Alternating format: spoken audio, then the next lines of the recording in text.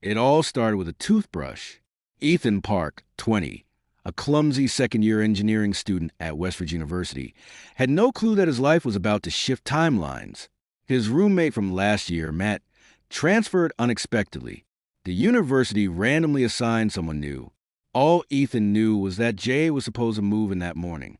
Dragging himself out of bed, hair defying gravity, Ethan shuffled to the bathroom, only to find a second toothbrush beside his own. Pink, sparkly, and vibrating softly on its own. Weird. In the kitchen, he saw her. She stood in front of the microwave, intently watching a bowl of instant ramen spin. Her silver jacket shimmered, and her short hair glowed with an oddly metallic tint. She didn't look like a college student. She looked like a K-pop idol lost in the wrong apartment. Who are you?" Ethan asked, clutching a cereal box like a shield. The girl blinked, turned around, and smiled as if he were the one visiting. "I'm Jay, your roommate," she said cheerfully. "From 2125. Ethan dropped the cereal. "Wait, 2125? Like the year?" Ethan asked, waving away the spilled cereal. Jay nodded as she poured soy sauce into her ramen. "Yep, I'm here on a mission. Don't worry, it's minor. Just need to stop a butterfly effect event. Nothing dramatic." "Probably. You're insane," Ethan muttered. She pulled out a small device, shaped like a Tamagotchi. It blinked and displayed an image of a squirrel. Then it exploded. Jay stared at the smoke. "Okay, slight miscalculation." Ethan paced the living room. "You expect me to believe you traveled through time and just ended up in my dorm room? Dorms are structurally perfect for blending in. Plus, you were the easiest roommate to pair with," she said, slurping her noodles loudly. "They said you don't ask too many questions." Clearly they were wrong. Jay smiled and pulled up a holographic screen. In midair, Ethan's jaw dropped. News articles from the future scrolled by. There were headlines about the quantum collapse of 2025, linked to a coffee spill at Westbridge's campus cafe. "You're here to stop. A coffee spill?" he asked. She nodded solemnly. "That's how it begins." Jay's first week on campus was chaos. She showed up in Ethan's lectures wearing futuristic glasses, only to be scolded for cheating with advanced AR. In chemistry lab, she turned ethanol into a glowing gel and called it retro fuel. The TA nearly fainted. But worst of all, she became obsessed with bubble tea. Ethan found her sneaking out every night, tracking down different spots around city. "Tapioca balls are weirdly addictive," she confessed one evening.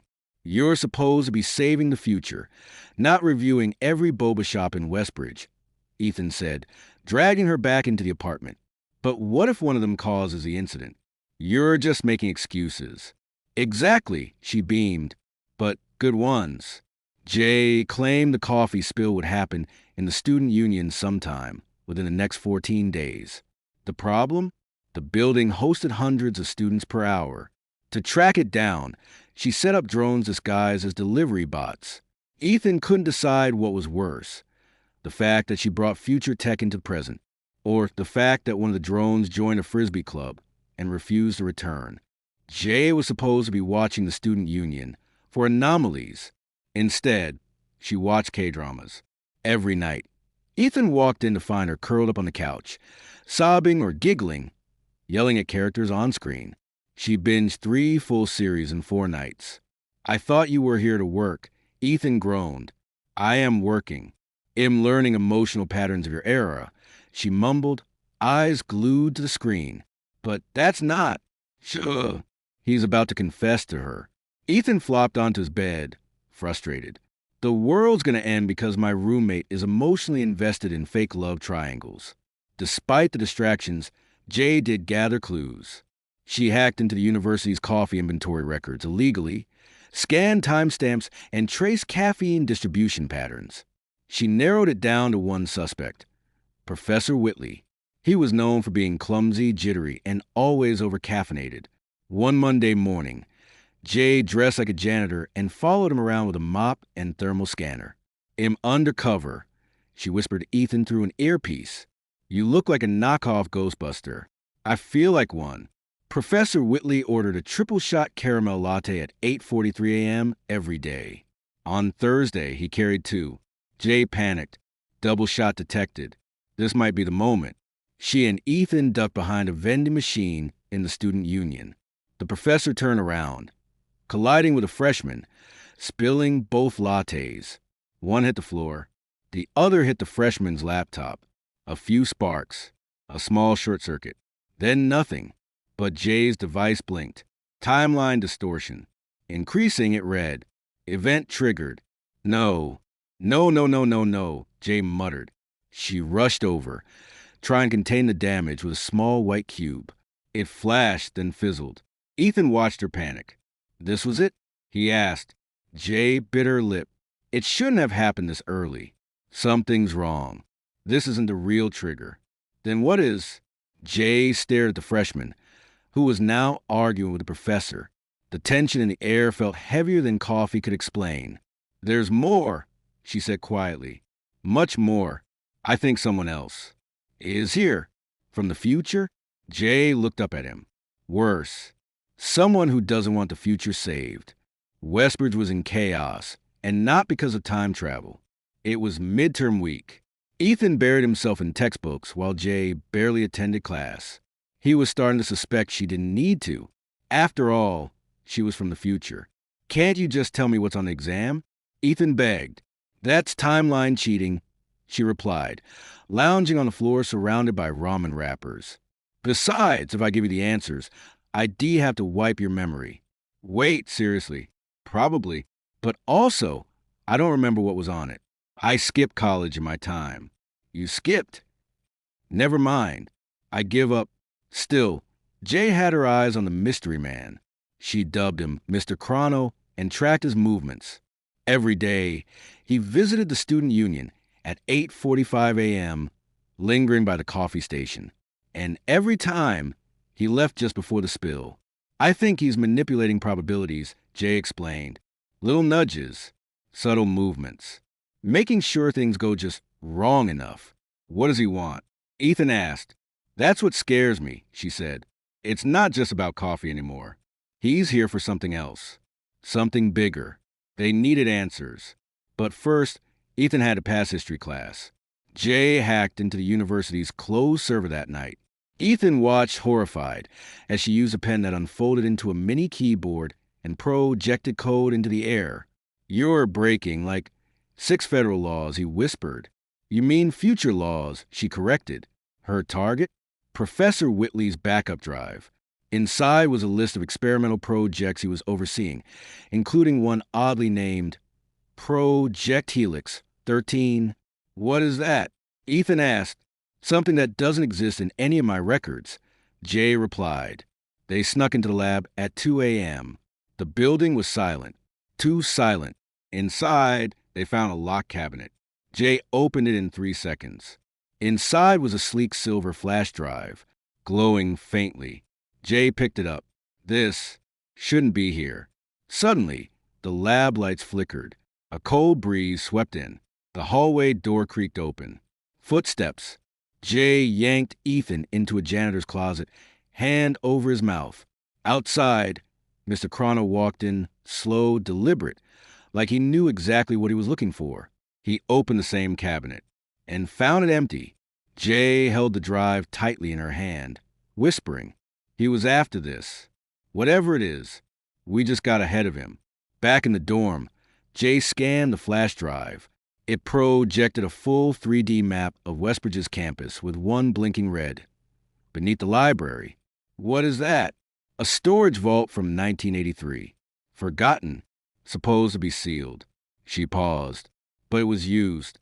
Just last week. Ethan's voice wavered. You think Mr. Chrono's using it? I know he is.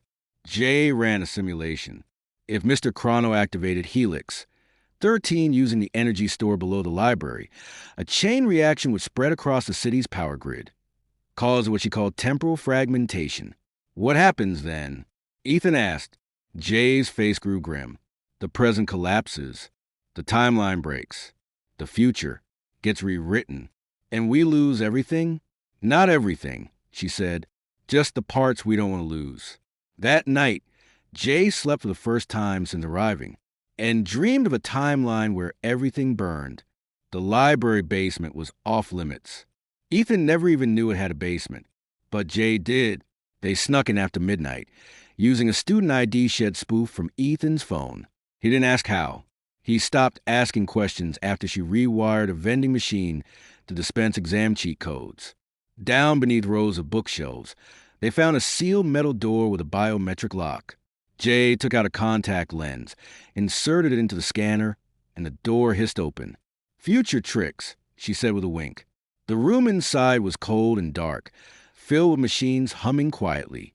In the center, a glowing cylinder. Inside, another flash drive connected to old wires and, oddly, coffee filters. Whitley was testing Helix. 13 using thermal reactions, Jay whispered. "It's all connected to that latte." She reached out, then stopped. Footsteps. This time, not slow and quiet. Running. "Boots. Go," she told Ethan. "Get out." "What about you?" "It'll stall him." "Go." He hesitated, then ran. Behind him, the door slammed shut. Jay faced Mr. Chrono alone and smiled. "I was hoping we'd meet properly." The door slammed behind Ethan, locking him out of the basement. Jay stood alone, facing Mr. Chrono. His coat fluttered slightly as he stepped into the light. Older than she expected. Late 30s, gray in his beard. But his eyes, they held the cold precision of someone who had rewritten history before. "I should have known they'd send you," he said. "I volunteered." Jay replied, holding her ground. "Why are you here, Damon?" Ethan, listening from the hallway, froze. She knew him by name. "You disappeared from the Chrono Registry 3 years ago." Jay continued. "They thought you were dead." "I am," Damon said, slowly circling the cylinder. "To their version of the timeline, I don't exist. And that's exactly how I want it." Jay reached behind her back, activating a pulse blade hidden in her belt. "You're manipulating time. This ends now." Damon smirked. "No, this is just beginning." The room exploded into motion. Sparks flew as their weapons clashed, her pulse blade against his temporal baton, which twisted light and bent sound. Jay fought with fierce precision. She ducked, rolled, and landed a clean hit on his side. Damon staggered back. "Still clumsy as ever," he muttered. "I learned from the best." She snapped, and am about to beat him. Ethan ran to get help, but stopped halfway. The hallway glitched. Lights flickered. The floor wobbled like water. For a moment, the walls became transparent, showing flickers of alternate timelines. One where Jay didn't exist, one where Ethan was never born, one where the university was a crater. Ethan backed away in horror. Back inside, Jay saw the same thing. "He's already activating the cascade." She shouted. "He doesn't need the whole device. Just a spark." Damon lunged, grabbing the central flash drive. Jay tackled him. "You'll destroy everything." "Not destroy," he growled. "Rebuild. The future we come from? It's a disaster. Controlled. Cold. Every choice made for us. In giving humanity chaos again. Freedom. Freedom doesn't come from collapse." They struggled. Damon shoved her against the wall, trying to plug the drive into the reactor. Jay reached into her jacket and pressed a switch. A time disruptor activated. "Enjoy your reboot," she whispered. Then the floor gave out. Ethan, watching from above, saw a sudden burst of light. Then silence. The glitch ended. Jay was gone. 2 days passed. No sign of Jay. Her bed was made. Her ramen pile cleared. Her gadgets gone. Ethan didn't go to class. He just sat in the living room, watching the blinking red light on her empty tablet. It hadn't moved since the night she vanished. He tried to tell people what happened. No one believed him. The basement door? Sealed again. The flash drive? Gone. Mr. Chrono? Disappeared. And Jay? According to university records, she never existed. But Ethan knew. He remembered. One morning, he opened his laptop and saw a folder titled, "Don't open until you're ready." Inside, a video file. He clicked. Jay appeared on screen, smiling. "Hey, dork, if you're seeing this, I probably did something heroic. Or stupid. Or both." He leaned in. I left this for you because I knew you'd remember. Time likes to clean up messes, but it can't erase connection. You were my anchor here. Her voice cracked. If I can't come back, I need you to finish it. Ethan's heart pounded. Find the second key. Helix. 13 has a twin. Damon will try again. The screen went dark. Then one final line appeared. Meet me in the year 2125. If you're brave enough. 3 weeks later, Ethan stood in front of a tiny, forgotten coffee shop near campus called Quantum Grounds. It wasn't on any map. Jay had mentioned it once, barely. Inside, it looked abandoned. Dust-covered tables. A chalkboard menu frozen in time. But in the back, hidden behind a shelf of broken mugs, Ethan found a strange machine. It looked like an espresso machine. If espresso machines had glowing dials, time loops, and a space for a palm scan. He took a deep breath and placed his hand on it. The machine lit up. ID confirmed. Ethan Park. Welcome to Access Point 02. The room shimmered. A portal opened. A window into a glowing city skyline far, beyond the year 2025. Hover trains. Floating towers. Neon skies. He could hear Jay's voice in his mind. Time travel isn't about logic. It's about leap of faith decisions. He stepped through. The portal sealed behind him. Ethan arrived in 2125. The air smelled different. Cleaner. Sharper. He stood in a glowing terminal station, surrounded by screens projecting silent news feeds, drone taxis, and AI guides offering tours of a post-Reconstruction society. People wore silver bands and blinked commands into the air. He stood out like a caveman with a smartphone. A small robot rolled up. You appear lost, it said cheerfully. Would you like assistance? Yes, Ethan replied. I'm looking for someone. Her name is Jay. The robot paused. Jay Min Kwan, registered rogue agent, former timeline sentinel. Location restricted. Of course, Ethan muttered. Before he could ask more, a hand grabbed his wrist. He turned. It was her. Jay. Older. Scarred. Different. But still her. She smiled faintly. Took you long enough. Ethan stared, speechless. You're alive? Barely. Damon's not done.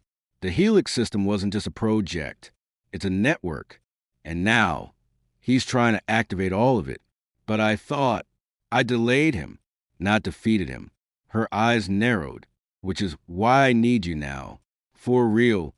Ethan nodded. So, what's the plan? She grinned. We break into the chronocore. And then, we rewrite history on our terms. The chronocore, located at the very center of Future City, beneath a mirrored tower known as the Spindle, it was the most heavily guarded system in the year 2125. It didn't just monitor time, it stored it. Every fixed event, every stable timeline, backed up like files on a universal hard drive. And Jay wanted to break in. This is insane, Ethan whispered, ducking behind a glowing pillar as security drones zipped by. Insane is relative, Jay replied, slipping on her stealth visor. We're doing this to save the world. Again. Ethan grinned despite the danger. You've changed. She looked at him. So have you. Jay moved like a ghost through corridors. Ethan followed, relying entirely on her future instincts. They reached the core vault, an orb-shaped chamber floating in anti-gravity. Inside, the Helix network control panel. It pulsed softly, like a sleeping heart. I disabled the security. You access the code. Easy, Jay whispered. Ethan swallowed hard. Right. Easy. They activated their tools. Jay sliced through digital firewalls. Ethan uploaded the counter sequence she gave him. Everything was going smoothly until the lights turned red. Security breach detected, said a robotic voice. Initiating lockdown. Damon's voice followed. You just couldn't leave it alone, could you? Damon appeared, descending from a spiral ramp, his coat gleaming with tech-enhanced armor. I admire your persistence, he said, but it ends here. Jay stepped in front of Ethan. You don't have to do this. Damon shook his head. You still don't get it. You think saving the timeline saves people. It doesn't. It preserves the system. Ethan spoke.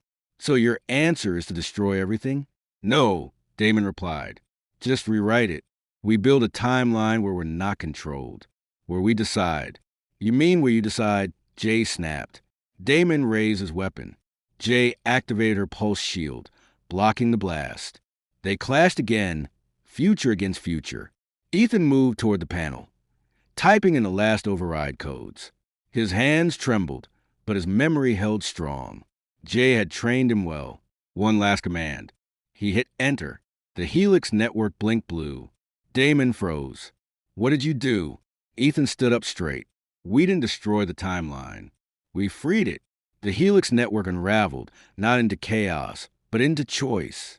Time no longer rigid, but alive. The system began recalibrating, anchoring to natural events, not artificial ones. Jay lowered her shield. Damon dropped his weapon. I failed, he said quietly. No, Jay said. You just forgot what hope looks like. A soft rain fell across Future City. Not acidic, not artificial. Real gentle rain. The kind people hadn't seen in decades. Jay and Ethan stood on a rooftop, eating steaming bowls of ramen from a vendor who had just reopened for first time in years. Above them, the sky was clearing, stars peeking through clouds. So that's it? Ethan asked. No more time threats? No more disasters? No more planned ones, Jay said. Time's organic now. Less controlled. A little messier, but better. I can live with messy, Ethan smiled. You already do. He laughed, nearly choking on noodles. They sat in silence for a moment, letting the weight of everything settle. The rain drizzled against the glass, soft and sweet. Ethan finally asked, So, what now? Jay thought for a long moment. I go back, temporarily, clean up the data, report the breach, make sure the future doesn't glitch out. And me? She looked at him. You go home, back to 2025, back to your classes, your clumsy, chaotic human life. He nodded slowly. And that's it, unless you choose differently. He looked at her. Is that allowed now? She grinned. You tell me. You're a part of the timeline, too.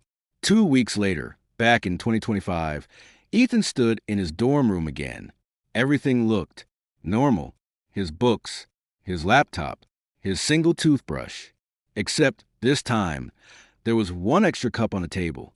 A ramen cup, still warm. He smiled. Jay's voice echoed in his head. Time is a loop, Ethan. But love? That's the part we choose. He walked to the window, watching students pass by under the golden sunset. And somewhere, not too far away, a girl in a silver jacket was watching too, waiting, ready, just in case the world needed saving again.